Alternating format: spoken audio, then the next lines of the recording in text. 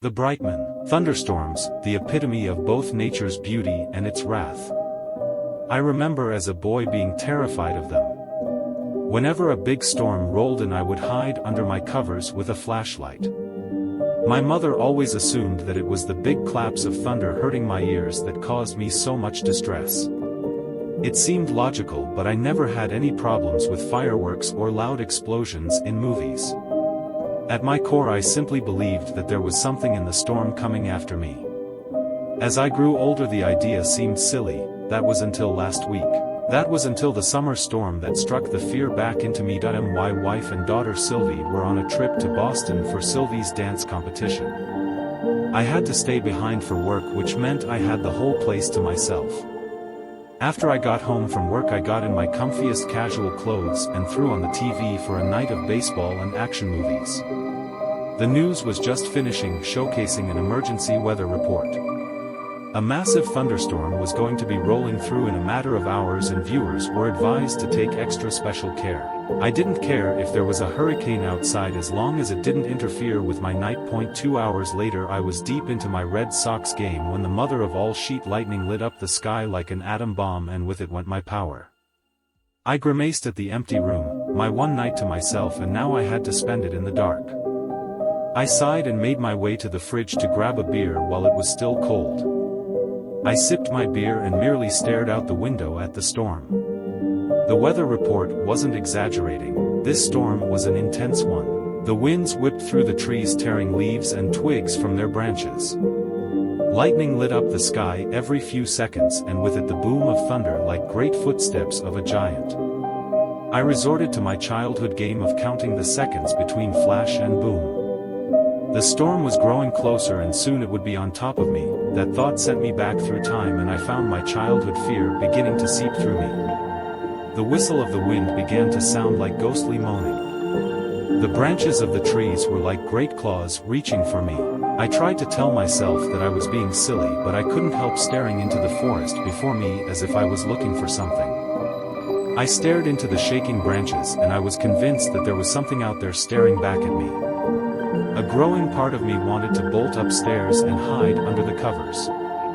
Suddenly a loud beeping erupted through the house, and I nearly jumped out of my skin. It took me a moment to register that it was merely the ringer for a video call. I smiled and laughed at my childish fear. The power may have been out, but I still had service. I opened the call, and the beautiful faces of my wife and Sylvie greeted me. Their smiles pushed away the gloom of the storm, and I found myself the calm, rational adult that I should have been. They had heard about the storm and wanted to make sure I was all right. After assuring them that I was fine, they told me all about their trip. Sylvie's team had advanced to the finals tomorrow morning, and I couldn't be more proud of her. My wife went to the bathroom, and Sylvie continued to tell me about all the exciting things she saw on the trip. I merely smiled and listened to her. Suddenly she grew confused and started staring at the window behind me. "Daddy, who is that out?" Sylvie began before the call suddenly ended, and I was left with a no-signal screen. Great, I was now stuck there with no power or phone. I turned around to check the storm's progress when another bout of lightning lit up the sky. The flash couldn't have lasted more than a second, but in that moment I could swear I saw someone in my backwoods. I shook my head at the impossibility of the matter, but it was only a matter of seconds before another flash took the sky. This time there was no mistaking it. There was a man between the trees. I could only see him in flashes, but I could tell that he wore a long dark brown coat and a pitch black hat. Another flash lit the sky, and man was now closer to the house. I could see that he was very old with long white hair. I had no idea who in the world would be back there. The woods were very small and private property. Besides, no sane person would be out in this rain and thunder. Another flash followed almost immediately by a clap of thunder. The storm was getting closer, and so was the old man who was now just behind my fence.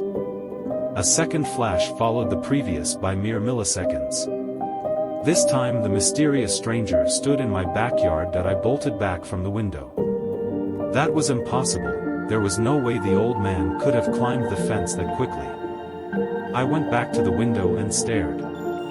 The man was close enough that I should have been able to make him out in the darkness, and yet I could find no sign of him. A blast of sheet lightning broke into the sky and my whole yard became visible. The old man was at the bottom of the stairs leading to my deck. Only old man was the wrong word for him. What lay before those steps was a monster. His skin was a grayish-purple and covered in defined ridges.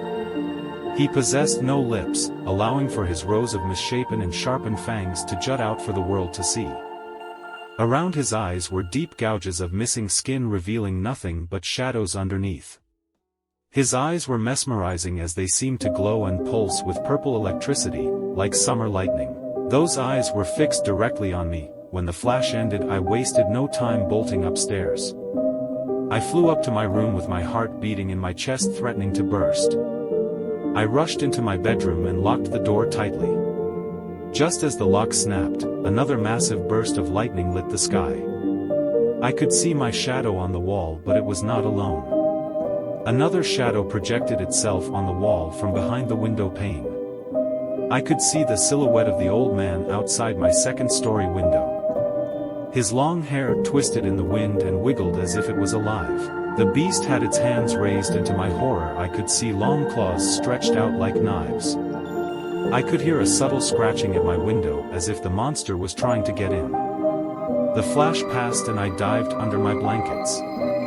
I didn't care that I was a grown man pushing 40. I simply did not want to see outside anymore.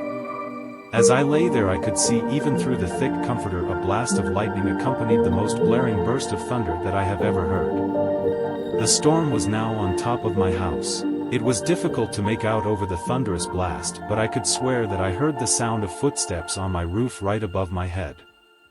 I covered my ears and slammed my eyes shut with all my might, silently willing the creature to go away. That I don't know how it was possible, but when I opened my eyes it was the next morning. I was greeted to a beautiful sun rising behind the trees and the soft sound of birds singing in the distance. The blinking light of my alarm clock told me the power had been back on for several hours.